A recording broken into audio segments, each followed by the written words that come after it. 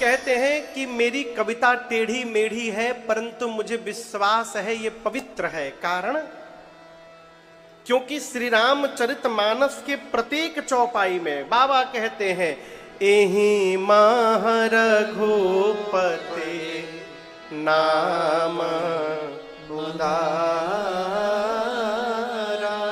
इस मानस के प्रत्येक चौपाई में श्री राम जी का नाम समाहित है।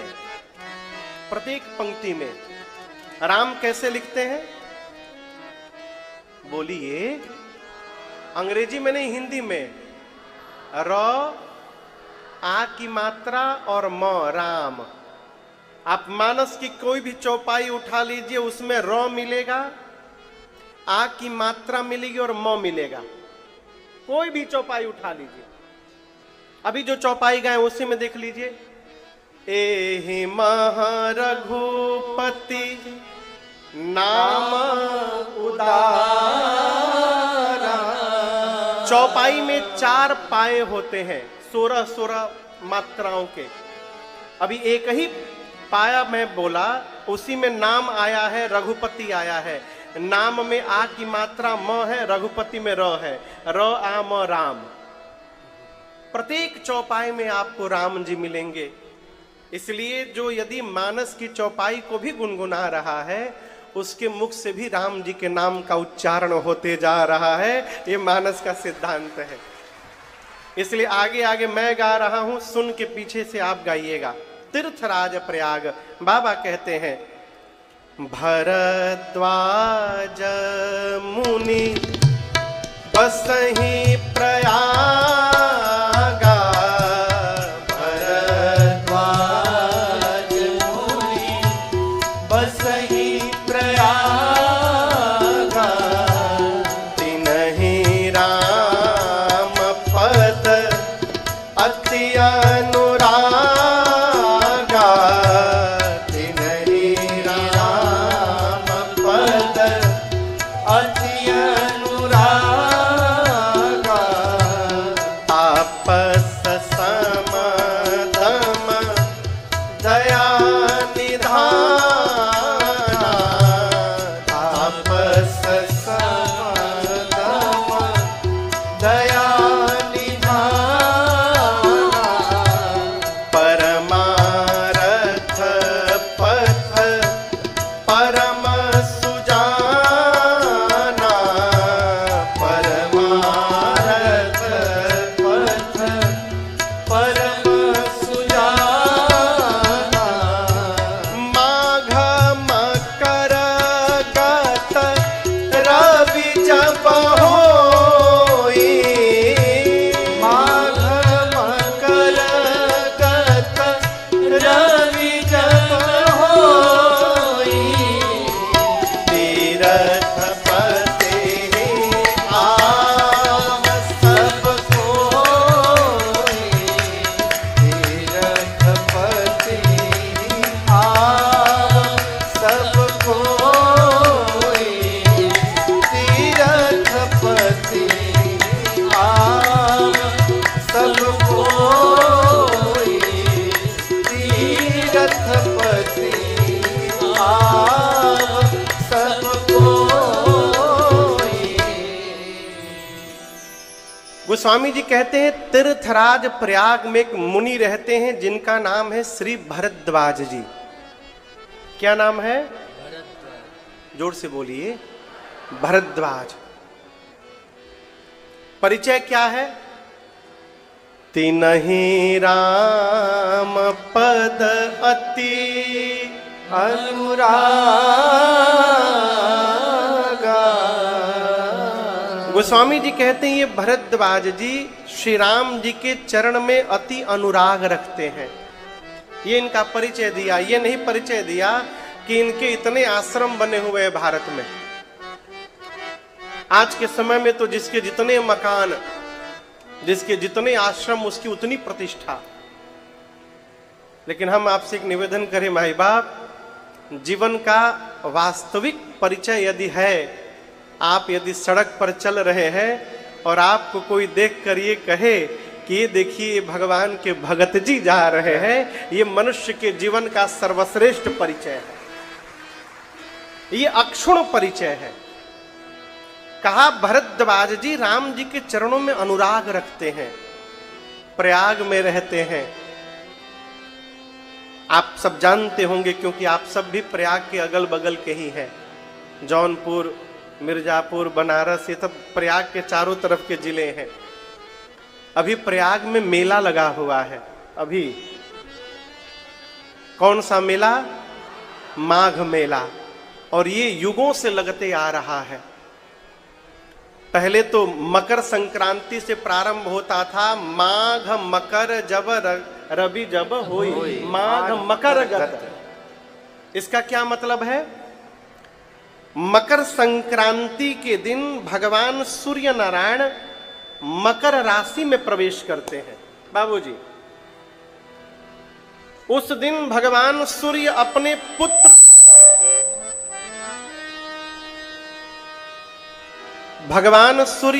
पुत्र शनि देव के घर में जाते हैं।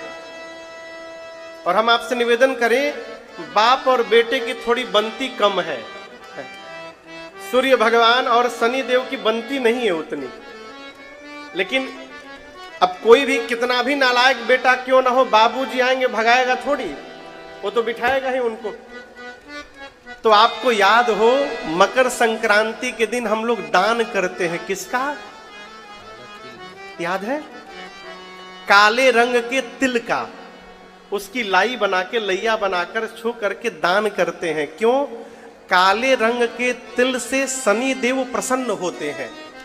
तो हम सभी सनातनी शनि देव को काला तिल चढ़ाते हैं, उस दिन दान करते हैं कि आप प्रसन्न हो जाइए, सूर्य भगवान आपके घर में आ रहे हैं, अपने पिताश्री का भव्य स्वागत करिए, उनका सत्कार करिए। इसलिए काला तिल चढ़ाया जाता है।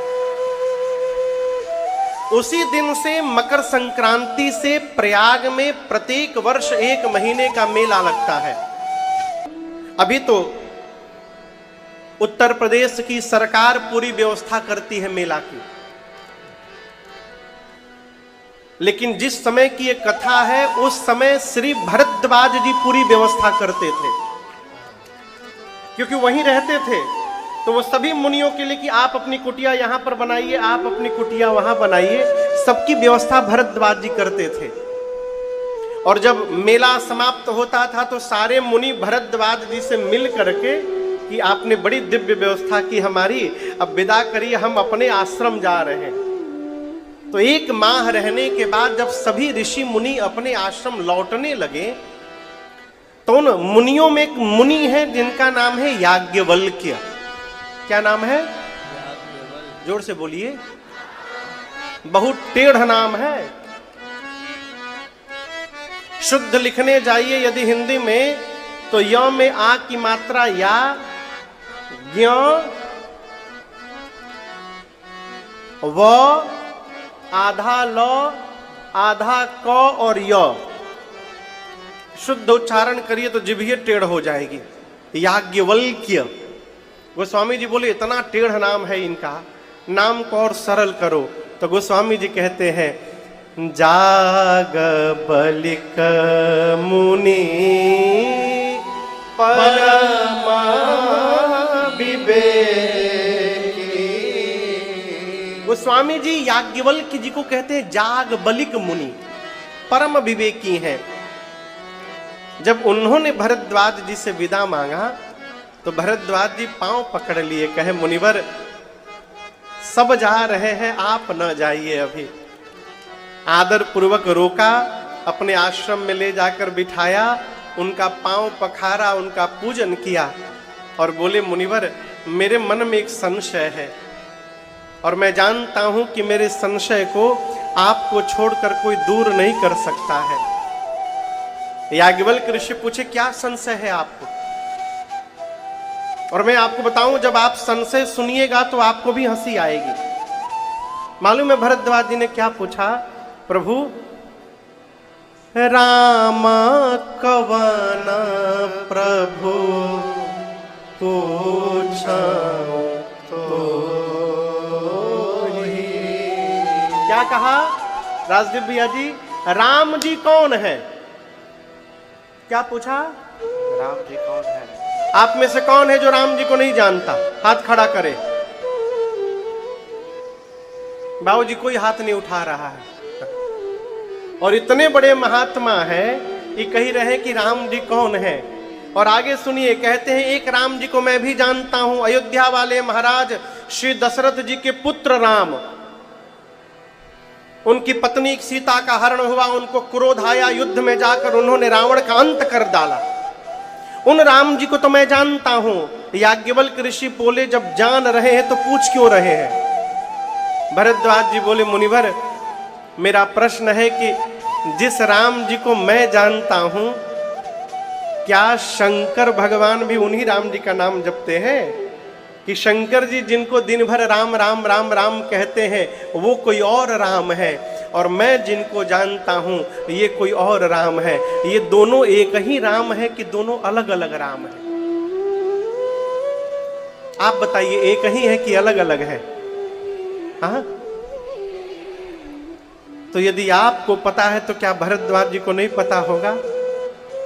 क्यों पूछा ऐसा प्रश्न? यहां दर्शन करिए। ऑफिस में रहते रहते 2 मिनट राम राम राम राम राम राम, फिर काम करने लगा। जो ऐसे कर रहा है वो सबसे अधिक चतुर व्यक्ति है। जो साधन में लगा हुआ है भगवत नाम के, वो चतुर व्यक्ति है। कहते मैं आपकी चतुराई समझ गया, आप राम जी की कथा सुनना चाहते हैं। भरद्वाज जी कथा तो सुनाऊंगा, लेकिन उसके बीच में एक दूसरी कथा सुना रहा हूं। कौन सी कथा?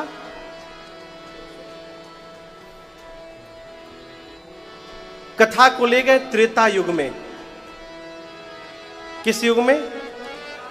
कहते त्रेता युग में भगवान शंकर एक बार अपनी अर्धांगिनी मां सती के साथ, अभी आप जिनको देखते हैं वो पार्वती मैया है, और मां पार्वती ही पिछले जन्म में सती मैया थी बाबूजी। तो सती मैया के साथ भगवान शंकर त्रेता युग में कैलाश पर्वत से नीचे उतरे और दंडकारण्य में अगस्त मुनि के आश्रम में राम जी की कथा सुनने गए। 9 दिनों तक कथा भई, और आपको सुनकर आश्चर्य लगेगा कि सती मैया शंकर जी के बगल में बैठी रही, लेकिन मां केवल बैठी रही, मां ने कथा कुछ श्रवण नहीं किया। क्यों नहीं सुना? जब शंकर भगवान गए तो अगस्त ऋषि उनकी आरती उतारने लगे। सोचने लगे कि जो कथावाचक श्रोता की आरती उतार रहा है वो कौन सी कथा सुनाएंगे। ऐसा भ्रम बैठा मन में उनके है कि वहां बैठकर भी मां कथा नहीं सुनी।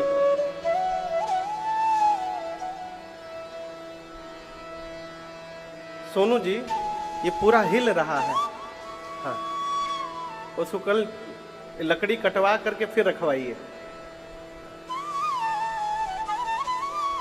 इधर कोई आए जाए ना भैया, वो प्लाई है ना पूरा वाइब्रेट करके पूरा हिल रहा है एकदम।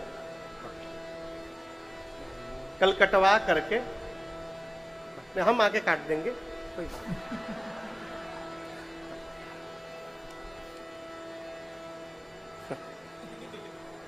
ये हम लोग का आनंद है। यही तो परिवार है हो, इन्हीं लोगों के साथ रहना है, यही में हंसना है, यहीं पर सब कुछ करना है। तो कथा पूरी भई, मां सुनी नहीं। राम जी की भक्ति दक्षिणा के रूप में अगस्त मुनि को देकर और शंकर भगवान वापस कैलाश जाने लगे। अब आप बताइए कौन सा युग था वो? अभी बताया हूं, त्रेता युग में। राम जी किस युग में अवतार लेते हैं? 4 गो युग में है, बोल दीजिए कोनो न कोनो तो फंस ही जाएगा। किस युग में राम जी आते हैं? त्रेता युग में। जिस समय भगवान शंकर मां सती को लेकर वापस कैलाश जा रहे हैं, उस समय राम जी अवतार लेकर उसी दंडकारण्य के पंचवटी में 14 वर्ष के वनवास में थे। और इतना ही नहीं, शंकर भगवान जब जा रहे हैं तो उनके जाने के 2 घंटा पहले रावण आया है और सीता मैया का हरण करके गया है। नीचे धरती पर शंकर जी, राम जी और लक्ष्मण जी मां को ढूंढते हुए रो रहे हैं। ऊपर भगवान शंकर वापस जाते हुए हृदय विचारत जात हर केहि विधि दर्शन हो, गुप्त रूप अवतरे प्रभु गए जान सबको। शंकर भगवान सोच रहे हैं कि कैसे दर्शन मिलेगा। और मैं आपको निवेदन करूं, मैं कथा गा रहा हूं, आप सुन रहे हैं, वास्तव में हम कथा सुने हैं इसका पता तब चलेगा माई बाप जब कथा सुनने के बाद भगवान को देखने की चाह बढ़ जाए जीवन में। यदि कथा सुनकर भगवत दर्शन की लालसा बढ़ रही है तो समझिए आप पर कथा का प्रभाव हुआ है। बाबूजी शंकर जी वापस कैलाश जा रहे हैं, नीचे राम जी सीता मैया को ढूंढते हुए रो रहे हैं। शंकर भगवान सोचे यदि राम जी का दर्शन मिल जाए तो आनंद हो जाए। तब तक भगवान दिखाई पड़ गए। इज शंभु समायते ही राम हे देखा, शंभु समायते ही राम हे देखा,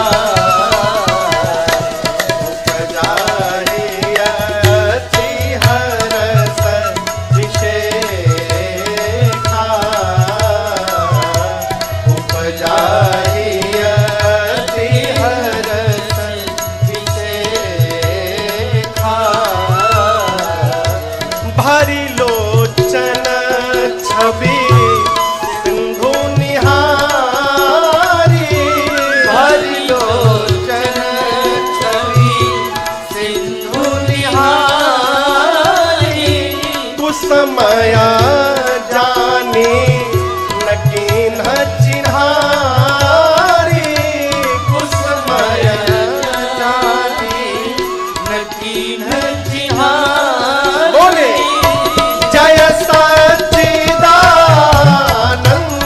जग पावन, जय सच्चिदानंद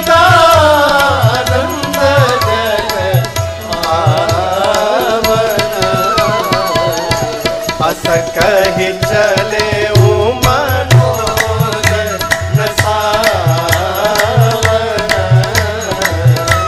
अस कहि चले मनोज नसावन, अस कहि चले मनोज नसावन।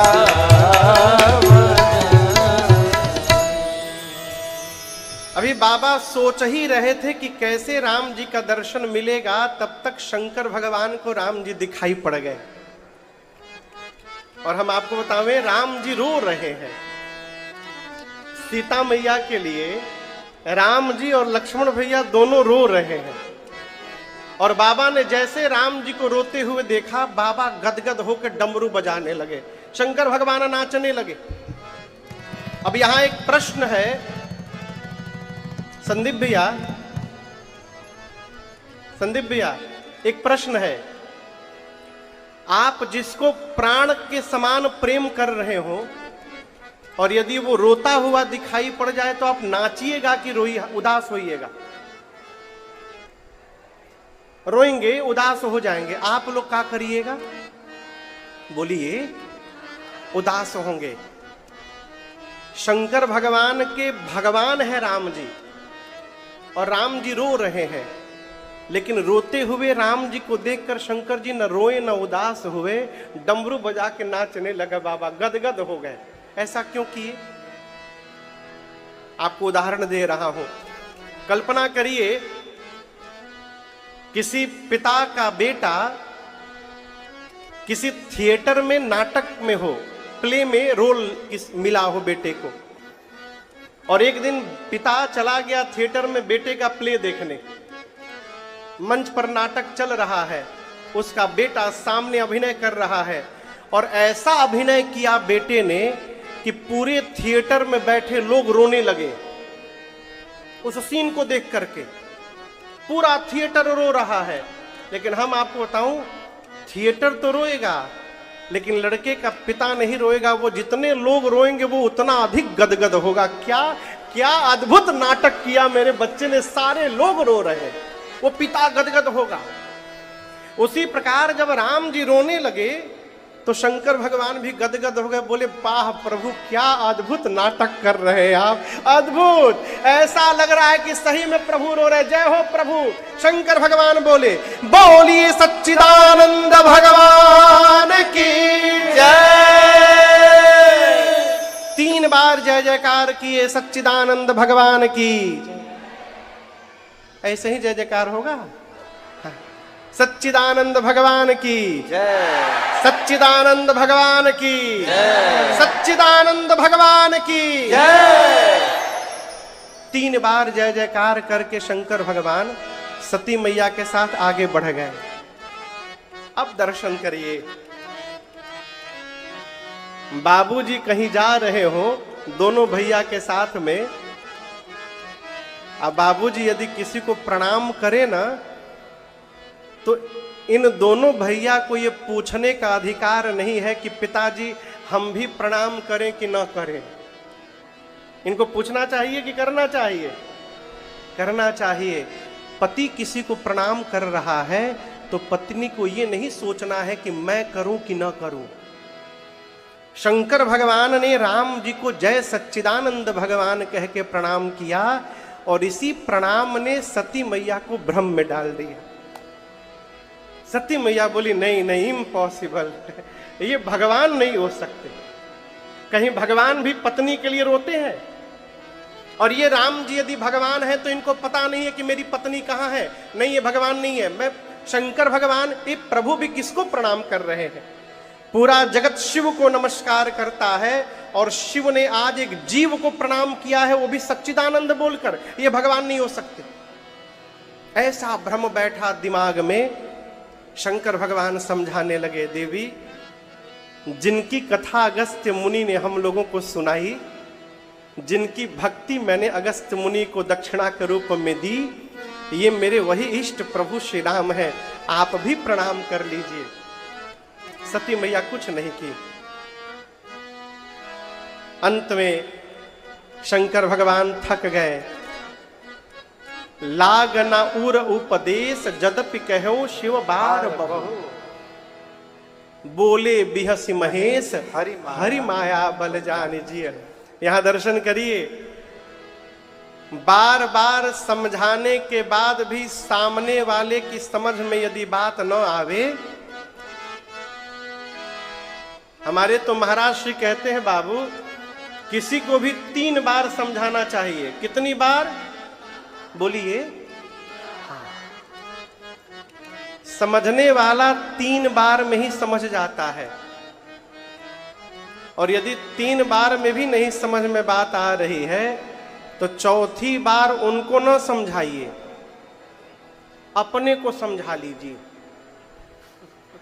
क्या समझा लें कि अभी बिना भुगते समझने वाले नहीं है, अपने को समझा लीजिए। शंकर भगवान बार बार समझाएं, मां के समझ में बात नहीं आई। आवाज बाहर से आने लगी। हाँ, मां के समझ में बात नहीं आई तो शंकर भगवान ने कहा, देवी यदि आपके मन में इतना ही संशय है तो मैं कहता हूं, तो की न जाए परीक्षा ले, तो जाइए आप जाकर उनकी परीक्षा ले लीजिए।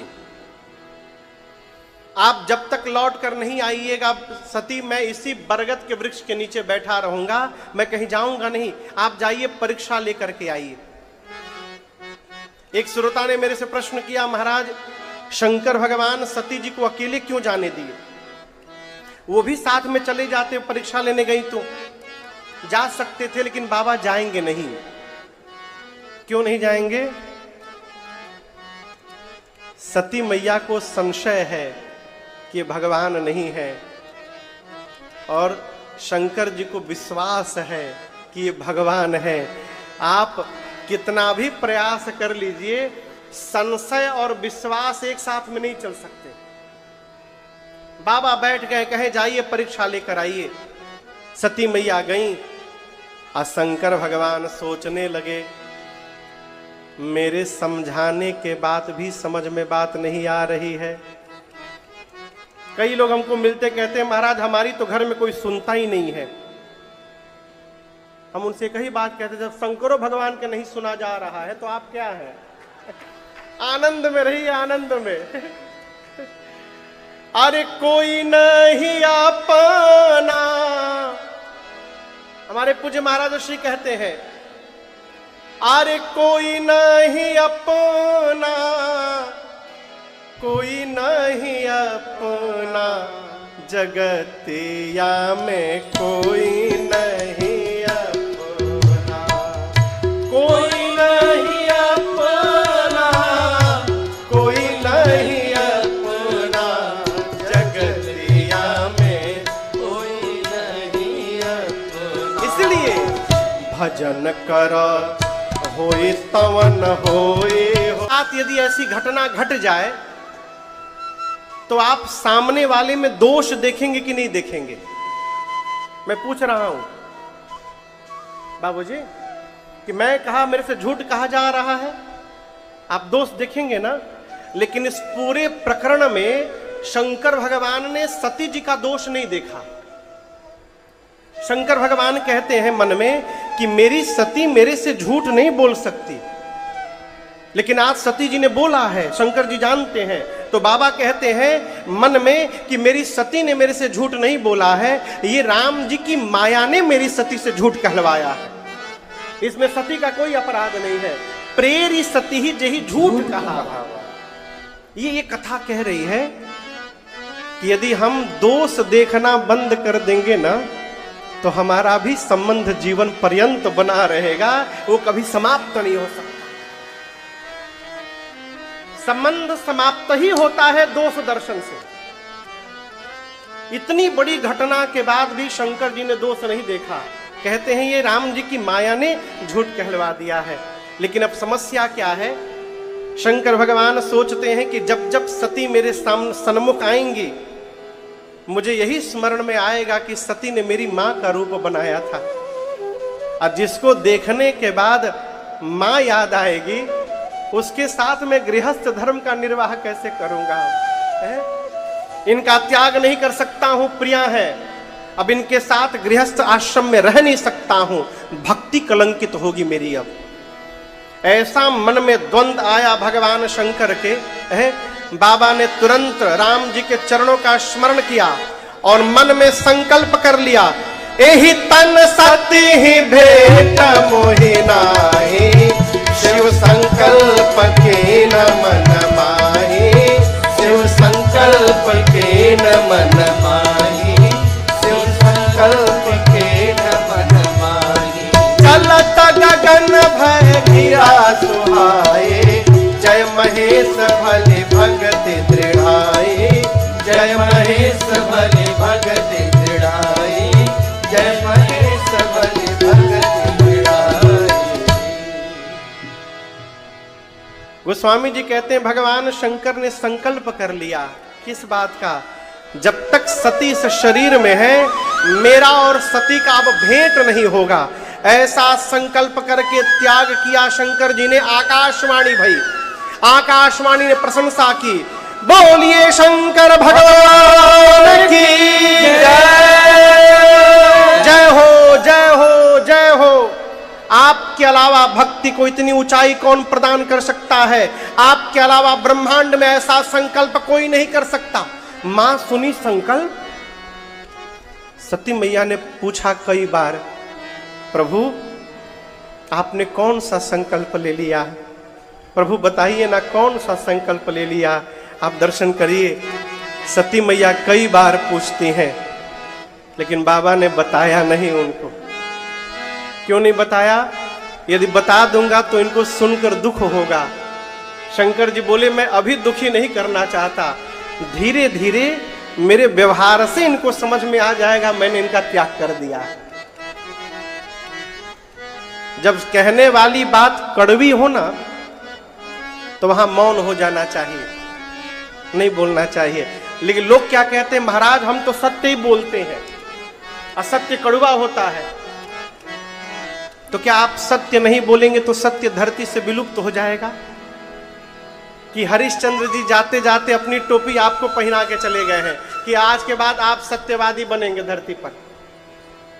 सत्य बोलिए, लेकिन कड़वा सत्य हो तो वहां मौन हो जाइए, वहां बोलने की आवश्यकता नहीं है। परिवार में प्रियम ब्रुवात सत्यम ब्रुवात, न ब्रुवात सत्यम अप्रियम। सत्य बोलना चाहिए परंतु प्रिय सत्य बोलना चाहिए। सत्य कड़वा है वहां मौन हो जाना चाहिए। क्यों कह रहा हूं, किसी के गाल पर चाटा मार दीजिए ना तो 2 मिनट तक उसको दर्द होगा और सवेरे झाड़ झूड़ के ठीक हो जाएगा। लेकिन यहां से जो चोट लगती है ना जिह्वा से, वो अंतिम श्वास तक उसका दर्द पता चलता है, उसका दर्द समाप्त नहीं होता। इसलिए बोलते समय बहुत सावधान होना चाहिए। शंकर भगवान कैलाश गए और जाकर बाबा समाधि में चले गए। शंकर सहज स्वरूप समारा लागी समाधि अखंड अपारा। भगवान शंकर कैलाश में जाकर सहज रूप में आ गए, सहज स्वरूप में आ गए। सामान्य अर्थ तो यह है कि बाबा का सहज रूप है समाधिस्थ होना, लेकिन इसका विशेष अर्थ है बाबूजी, शंकर भगवान कैलाश में गए और सहज रूप का ध्यान किए। कौन सहज रूप? मेरे राम जी के सहज स्वरूप का ध्यान किए। जैसे बाबा ने राम जी के सहज रूप का संहार किया, हृदय में राम जी के रूप का दर्शन किया, दर्शन मिलते बाबा समाधिस्थ हो गए, समाधि में चले गए। और कितने दिन समाधि में रहे? बोलिए बोलिए, कोई आइडिया? 10 साल, 15 साल, 20 साल, 87,000 वर्ष। कितने दिन? आइए चौपाई गाते हैं। शंकर सहज स्वरूप सम्हारा लागी समाधि अखंड अपारा। शंकर सहज स्वरूप सम्हारा लागी समाधि अखंड अपारा। बीते संबत सहस 87 तजी समाधि शंभु अविनाशी। बीते संबत सहस 87 तजी समाधि शंभु अविनाशी। राम नाम शिव सुमिरन लागे जाने सती जगत पति जागे। राम नाम शिव सुमिरन लागे जाने सती जगत पति जागे।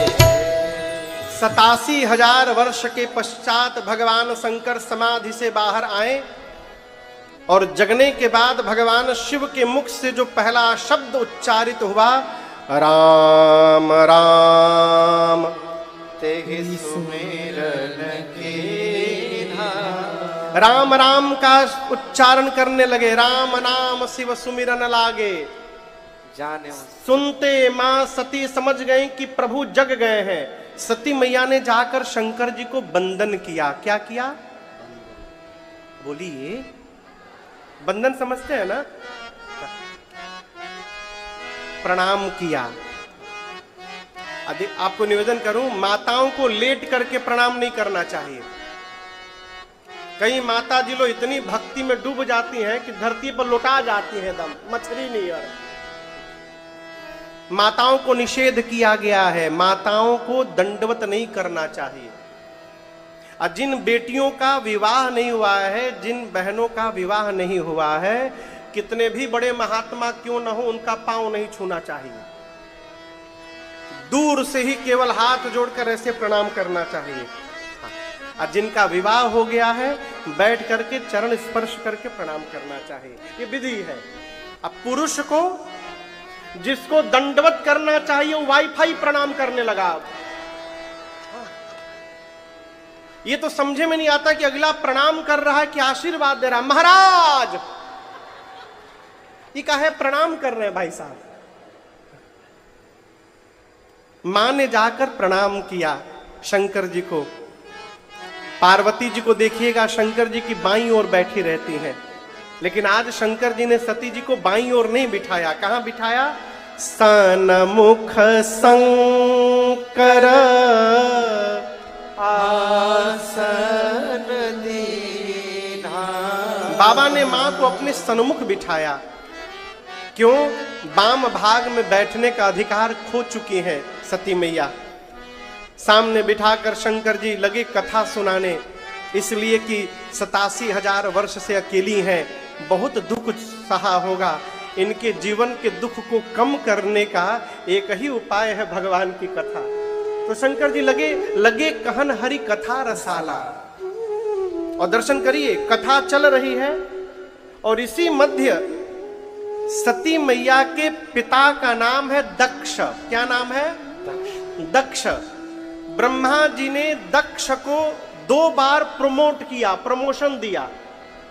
एक बार तो प्रजापति बनाया, उनके साथ कई प्रजापति बनाए गए। और जब बहुत सारे प्रजापति बन गए तो उन्हीं प्रजापतियों में से दक्ष को सभी प्रजापतियों का राजा बना दिया। दक्ष ही कीन प्रजापति नायक। जैसे अभी आपके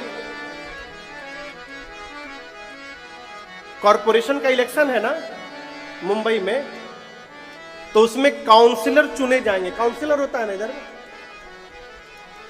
काउंसिलर होंगे और उसके बाद उन्हीं में से मेयर बनेगा कोई, यही ना। पहले काउंसिलर बनते हैं, वार्ड के काउंसिलर, और उन्हीं काउंसिलरों में से किसी एक को मेयर बनाया जाता है।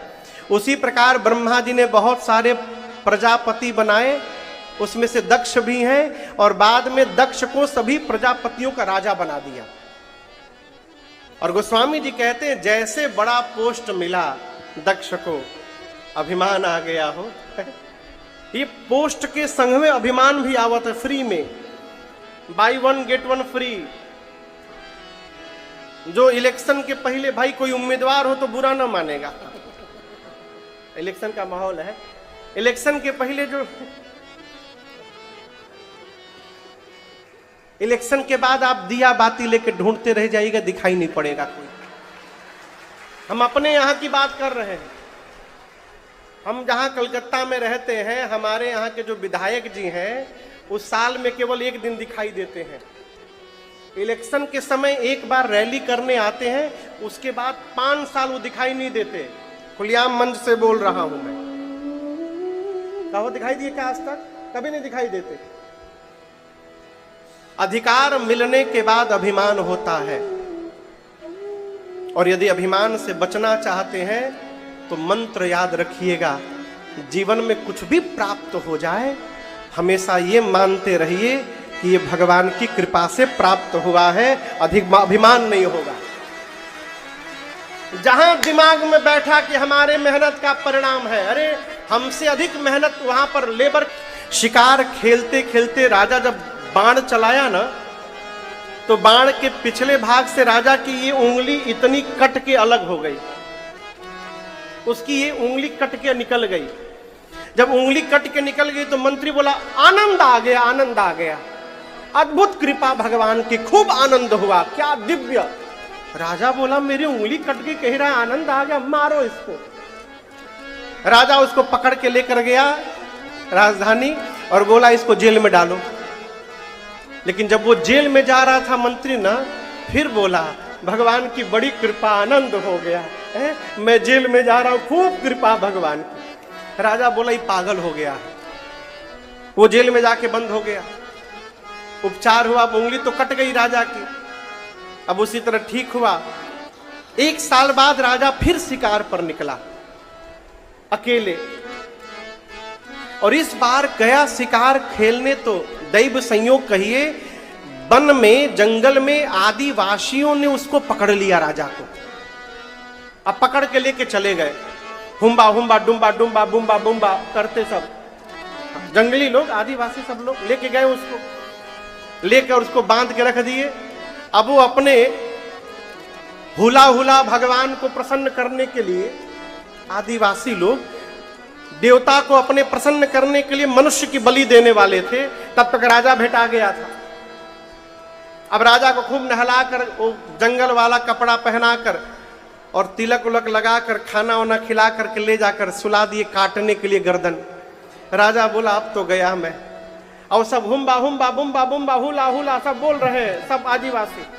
जैसे उठाया तलवार गर्दन काटने के लिए, तब तक उन आदिवासियों के गुरु की दृष्टि गई, राजा की उंगली कटी हुई है। बोला रुको रुको रुको, क्या हुआ? बोला ये मनुष्य तो खंडित है, ये पूर्ण मनुष्य। पिता के घर में उत्सव है, यदि आपकी आज्ञा हो जाए तो मैं भी दर्शन करने चली जाऊं। शंकर जी बोले देवी बुलाया नहीं गया है। यद्यपि पिता के घर, मित्र के घर, सदगुरु के घर और स्वामी के घर 4 स्थान पर बिना बुलाए जाना चाहिए, लेकिन देवी यदि अपमानित करने के लिए जानबूझकर नहीं बुलाया गया है तो मैं कह रहा हूं तहां गए कल्याण न हो, वहां जाने पर कल्याण नहीं होगा, मत जाओ। शंकर भगवान फिर मना करते रहे, सती मैया नहीं मानी। जब माई नहीं मानी तो बाबा अपने मुख्य गणों को साथ में लगाकर सती मैया को विदा किए हैं। और आपको बताऊं, यहां बहुत सारी माता जी लोग बैठी हैं। 80 साल की बूढ़ी माई क्यों ना हो, मैके जाने की जब बात आती है ना, फिर आप चेहरे की रौनक देखिए एक बार। मैया घुटने का दर्द गायब, कमर का दर्द गायब, सारा बीमारी दूर, जहां मैके जाने की बात आए। आप कल्पना करिए सती मैया किस उत्साह के साथ अपने पिता के घर गई होंगी। लेकिन आपको आश्चर्य होगा, आज पिता के घर में किसी ने सती मैया की ओर देखा तक नहीं।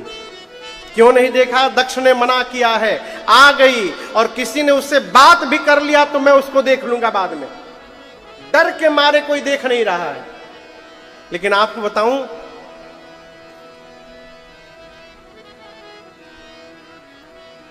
पूरा जगत आपका त्याग कर सकता है, लेकिन आपको जन्म देने वाली मां आपका त्याग नहीं कर सकती। ये कड़वा सत्य है। किसी ने कहा कि दुनिया छूट जाती है तो दुख होता है, जब मां छोड़कर जाती है तो दुख होता है? कई लोग पूछते हैं कि मां चली जाए तो पूछते हैं कि मां की कितनी उम्र थी। किसी भी बच्चे से उसकी मां की उम्र न पूछिए कि मां की कितनी उम्र थी, ये पूछिए मां की कितनी जरूरत थी अभी। मां ही एक ऐसी सत्ता है धरती पर भगवान के बाद जो हमारा त्याग नहीं कर सकती। घर में सती मैया आ गई, किसी ने देखा तक नहीं, लेकिन उनकी मां ने दौड़कर मां सती को गले लगा लिया। बहनें भी मिली, हाँ बहनें मिली हैं, लेकिन बहनें बहुत मुस्कुराकर मिली हैं। गोस्वामी जी कहते हैं भगिनी मिली बहुत मुस्कुराता। अब आप कहोगे महाराज इसमें क्या आपत्ति है? आपको मिलने में आपत्ति नहीं है, बहुत मुस्कुराकर मिलने में आपत्ति है। क्या आपत्ति है? आप किसी के घर जाइए, सामने वाला कहे आइए आइए आइए, वेलकम वेलकम, बहुत अच्छा लगा आप आ गए, आइए आ गए, अच्छी बात। लेकिन आप किसी के घर जाइए और सामने वाला कहे आप भी आ गए, आप भी आ गए, इसका मतलब नहीं जाना था, आप बिना बुलाए गए हैं। बहुत मुस्कुराना ये व्यंग कहलाता है। उनकी बहनें बहुत मुस्कुराकर मिली। सती मैया अपनी मां से अनुमति लेकर यज्ञ मंडप की परिक्रमा लगाती हैं और दर्शन मिला कि सभी देवताओं का आवाहन हुआ है, छोड़ मेरे पति रुद्र का। पिता के घर में पति का अपमान मां सती बर्दाश्त नहीं कर पाई। गोस्वामी जी कहते मां सती का पूरा शरीर क्रोध में भड़क उठा। मां डपट पड़ी, मां बोली सुनहु सभासद सकल मुनिंदा, सुनहु सभासद सकल मुनिंदा, कहे सुने जिन शंकर निंदा, कहे सुने जिन शंकर निंदा, सो फल तुरत लहब सबका हो, सो फल तुरत लहब सबका हो। भले भांति पछताव पिता हो, भले भांति पछताव पिता हो। संत शंभु श्रीपति अपवादा, संत शंभु श्रीपति अपवादा, सुनिए जहाँ तह सिमर जादा। सुनिए जहाँ तहाँ नियम कहता है जादा। सुजीव जो बसाए, भाटियता सुजीव नहीं तो बसाए। श्रवण मुदिनत चलिए पराए, श्रवण मुदिनत चलिए पराए। जगदात्मा महेश पुरारे, जगदात्मा महेश आज पुरारे। जगत जनक सबके हितकारे, जगत जनक सबके हितकारी। पिता मंद मत निंदत ते, पिता मंद मत निंदत देहि। दक्ष शुक्र संभव यह देहि, दक्ष शुक्र संभव यह देहि। तजिहौ तुरत देहत ही हेतु, तजिहौ तुरत देहत ही हेतु। उर्धर चंद्र मौल वृष केतु, उर्धर चंद्र मौल वृष केतु। बस कही जोग यगिनी तन जारा, अस कहीं जोग यगिनी तनु जारा। भयो सकल मख हाहाकारा, भयो सकल मख हाहाकारा। भयो सकल मख हाहाकारा। गोस्वामी जी कहते हैं सती मैया का पूरा शरीर क्रोध में भड़क उठा। मां डपट पड़ी। मां ने कहा इस सभा में उपस्थित जितने देवता हैं, जितने मुनि लोग हैं, ध्यान से सुनिएगा। आप में से बैठकर जिसने जिसने भी मेरे पति शंकर की निंदा की है, अथवा बैठकर कान से उस निंदा को सुना मात्र है, सबको दंड मिलेगा। आज मेरे पिता को भी ठीक से पता चलेगा। मर्यादा कहती है जिस सभा में भगवान शंकर की, शंभु की, संत की और श्री हरि की निंदा हो रही हो, यदि तुम्हारे भुजाओं में शक्ति है, उसी समय निंदा करने वाले की जिह्वा काट दो। यदि शक्ति नहीं है तो कान बंद करके चले जाओ। मेरे पति केवल मेरे पति नहीं है, शंकर जगत के पिता हैं। और आज इस मंदमती मेरे पिता ने मेरे पति का अपमान किया है। आज के बाद पूरी सभा सुन ले, मैं इस दक्ष की बेटी के रूप में जीवित नहीं रहूंगी। इतना कह के सती मैया ने दाहिने पांव के अंगूठे से शरीर में योगाग्नि को प्रज्वलित कराया और मां ने अपने आप को जलाकर वहीं पर कर दिया। हाहाकार मच गया हो, हाहाकार। नारद जी जाकर भगवान शंकर को बता दिए। बाबा को आया आवेश, अपने जटा से केश निकालकर भगवान शंकर धरती पर वीरभद्र प्रकट हुए। कुपित करके बाबा ने वीरभद्र को भेजा है। वीरभद्र ने आकर सबसे पहले यज्ञ के आचार्य जो थे उनकी दाढ़ी नोच ली। किसी देवता का पांव तोड़ा, किसी का हाथ तोड़ा, किसी का आंख फोड़ा, किसी का दांत निकाल लिया। दक्ष के सर को पकड़ा वीरभद्र ने, हाथ से घुमाया और घुमा के धड़ से सिर को उखाड़कर ले जाकर अग्निकुंड में यज्ञ की पूर्णाहुति कर दी। रुद्र गणों ने पूरा यज्ञ विध्वंस कर दिया। ये कथा कहती है, ध्यान से सुनिएगा भैया। एक प्रकरण में सुनाऊं। अपने पूज्य महाराज श्री के साथ मैं बैठा था कमरे में। 4 महीने बाद महाराज श्री की कहीं कथा थी, मैं जगह का नाम नहीं बताऊंगा। वहां के आयोजक मिलने आए थे, तो जैसे यहां व्यवस्था है वो देख करके गए और महाराज श्री से कमरे में बोले, ये कौन सी व्यवस्था है, आप आइएगा, व्यवस्था हम करके दिखाएंगे आपको। तो महाराज श्री मुस्कुरा कर बोले, भगवान रक्षा करें आप लोगों की। तो वो तो समझे नहीं, वो चले गए। तो मैं पूछा, सरकार आपने ये क्यों कहा भगवान रक्षा करे आपकी? महाराज जी बोले, बाड़ा नहीं जा हो ना, 4 महीने बाद पता चलेगा। और बाबूजी बताऊं, मैं उस कथा में था। 9 दिन कथा हुई और समिति के जितने कार्यकर्ता थे दिन भर बाल्टी से पंडाल से पानी बाहर निकालते थे। शाम को कथा होती थी, फिर रात में फिर इतना बरिस जाता था कि फिर दिन भर पानी निकालते थे। 9 दिन पानी निकालते रह गए। ये कथा कहती है किसी को नीचा दिखाने के लिए यदि आप सत्कर्म भी आप करने जाएंगे, आपका सत्कर्म पूरा होने वाला नहीं है।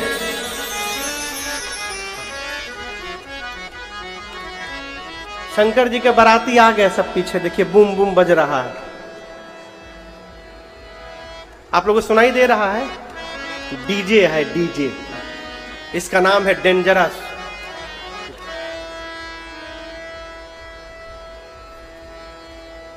सती मैया ने शरीर को शांत किया है।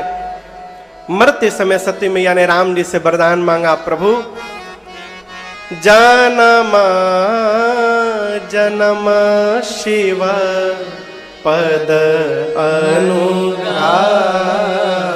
सती मैया ने कहा, प्रभु अगले जन्म में भी मैं शंकर जी के ही चरणों की दासी बनूं, इसके अलावा मुझे कोई वरदान नहीं चाहिए आपसे। राम जी ने कहा, तथास्तु, ऐसा ही होगा।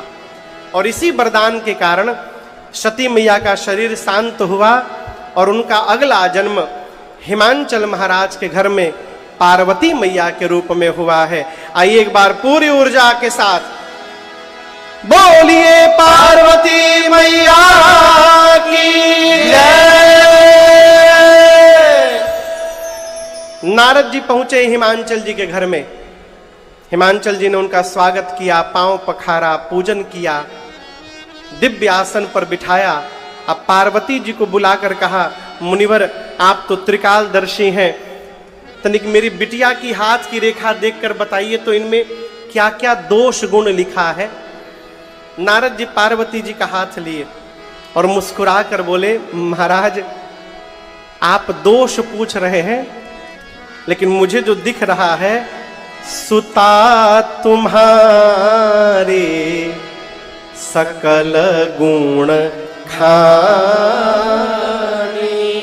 आपकी बेटी समस्त सद्गुणों की खान है। नोट करिए महाराज, आपके बेटी का नाम उमा होगा, अंबिका होगा और भवानी होगा। महाराज आपके बेटी के नाम से संसार की सभी स्त्रियां